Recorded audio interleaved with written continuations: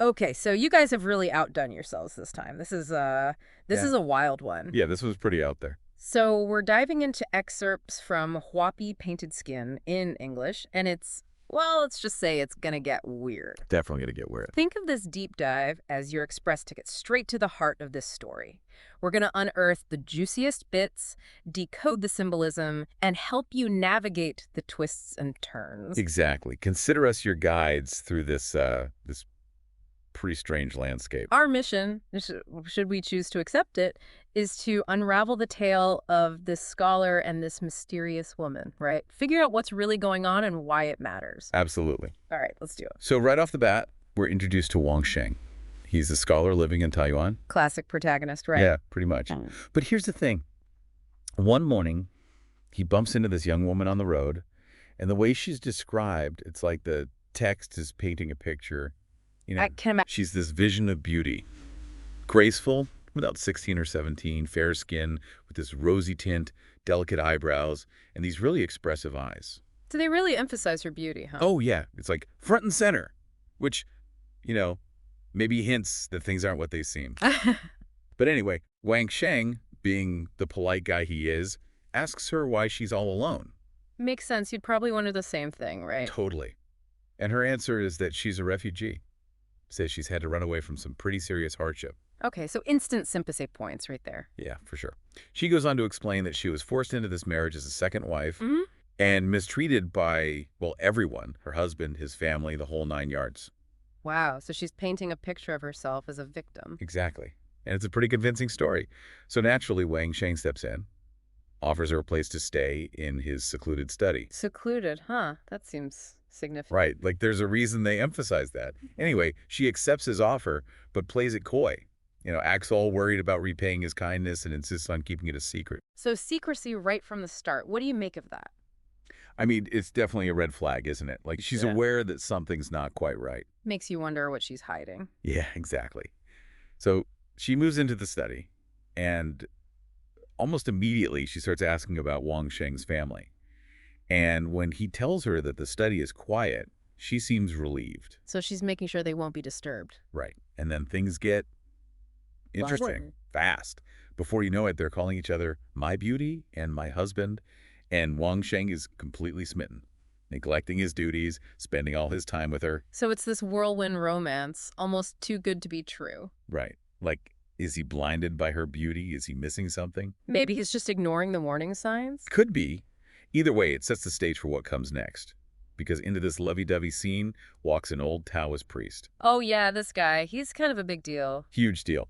So Wang Sheng is out and about when this priest just fixes him with this intense stare, like really scrutinizing it. It'd be creeped. Oh, absolutely. And then the priest just drops this bomb. He tells Wang Sheng that he's surrounded by evil and looks unwell, despite seeming calm on the surface. That's a lot to process. Right. But Wang Sheng's reaction is just to brush it off. He assumes the priest is just trying to get him to pay for a fortune telling. So he's in denial. Big time. And the priest, as he's leaving, he gives this warning. He says Wang Sheng is completely oblivious to the disaster that's about to hit him. Talk about foreshadowing. Right. And we, as the readers, we know something's up. Yeah. But Wang Sheng, Clueless. totally. Yeah. So he goes home, presumably still thinking about this beautiful woman, and his wife, Chen Shi, can tell something's off. Wives always know, right? It's like a sixth sense. Anyway, Yeah. she's worried about him, but he downplays it. Then he mentions, oh, by the way, there's this refugee woman staying in my study. Casually drops that in there. It's like, it's no big deal. But Chen Xing, she's smart. She suggests he send the woman away, to avoid trouble and protect his reputation. Sensible advice. Totally. But does he listen? Of course, nope. Instead, he plays the knight in shining armor. Says he can't possibly send this poor, suffering woman away. So he's prioritizing this fantasy over his wife's concern. And over common sense, really. Mhm. Which leads us to the truly horrifying part of the story. The next morning, Wang Sheng goes to his study, and the doors are bolted shut. Okay, that's not normal. Definitely not. No. He has to climb over the wall to get in, and then the room door's bolted too. So the tension's building. Oh, yeah. And then he looks through the window. Yeah. And what he sees, it's the stuff of nightmares. I'm getting chills just thinking about it. So there's this hideous demon, blue face, fangs, red hair, the whole works. And on the bed, a human skin. And the demon is painting on it. Okay, that's just messed up. Right. And then, get this, the demon puts on the skin and it transforms back into the beautiful woman. Oh my, So she's literally wearing a mask. that's terrifying. No wonder Wang Sheng freaks out. Oh yeah, he runs for his life. He finally gets it. He understands what the priest was talking about. So his blissful ignorance is shattered. Completely. Mm. And he knows he needs help. So he goes looking for the Taoist priest. To apologize, probably. Definitely. And to beg for help. Thankfully, the priest agrees to help him, sees that he's genuinely terrified, and understands the danger now. That's like he gets a second chance. Yeah, exactly. So the priest tells him to hang a fly whisk above his door at home for protection, you know. Like a magical ward. Right. And he tells him to meet him at the King Emperor Temple if things get really bad. So he's got a backup plan. Yeah. Wang Sheng rushes home, hangs up the fly whisk, and then basically hides. He's terrified. Understandably. And then, in the middle of the night, he hears these strange sounds outside his house. No. He's too scared to even look, so he sends his wife, Chen Shi, to check it out. Brave woman.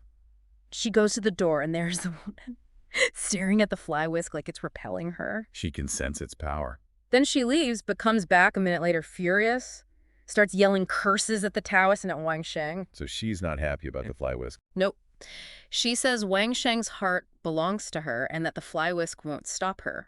Possessive much. Right, and then she just tears the fly whisk apart, smashes down the door, and finds Wang Sheng cowering in bed. He begs her to spare him, but It doesn't end well, does it? no. She rips out his heart and leaves, laughing. Brutal. I know. Poor Chen Shi. She sends Wang Sheng's younger brother to find the Taoist priest again. Desperate times. Desperate measures. Exactly. The Taoist is furious when he hears what happened. He goes to Wang Sheng's house, but the demon's already gone. She's on the move. Right. But the Taoist, he's got this incredible intuition. He asks about the people living in the south courtyard where the younger brother lives. He suspects something. He does. He says flat out that the demon is there. The brother doesn't believe him at first, but then he remembers this old woman who showed up wanting to be a servant. Even though they didn't need one. Right. And she refused to leave. The Taoist knows instantly it's the demon. Classic demon move. Yeah. Blending in, you know. So the Taoist goes to the south courtyard, wooden sword in hand, and demands the demon return the fly whisk. It's a showdown. Totally. The old woman tries to run, but the Taoist strikes her with the sword, and her disguise falls apart.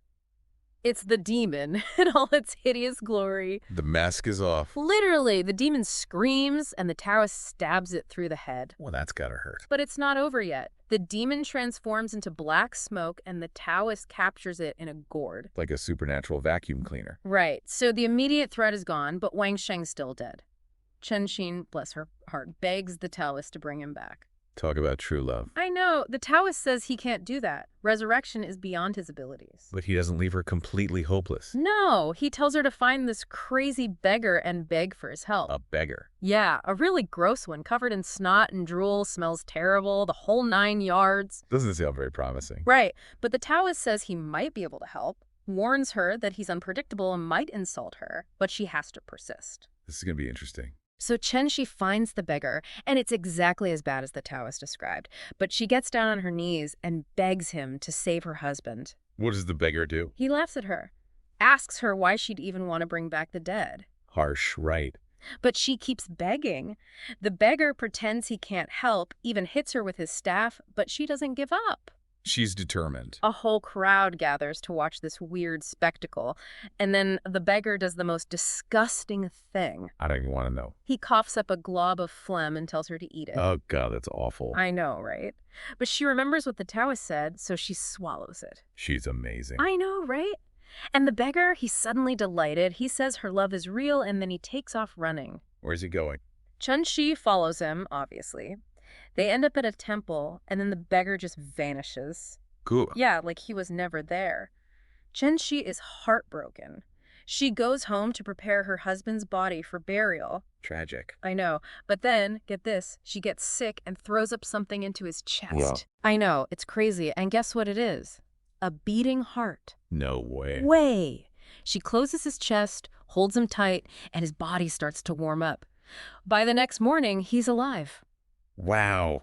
Just wow. I know, right? Chen-Chi is overjoyed, obviously. Her love and her sacrifice literally brought him back to life. That's a pretty powerful message. It is. So that's Huapi in a nutshell, a story about deception, horror, but ultimately the power of love and the importance of looking beyond the surface. You never know what's hiding underneath. Exactly. Thanks for diving in with us, everyone. Keep those questions coming.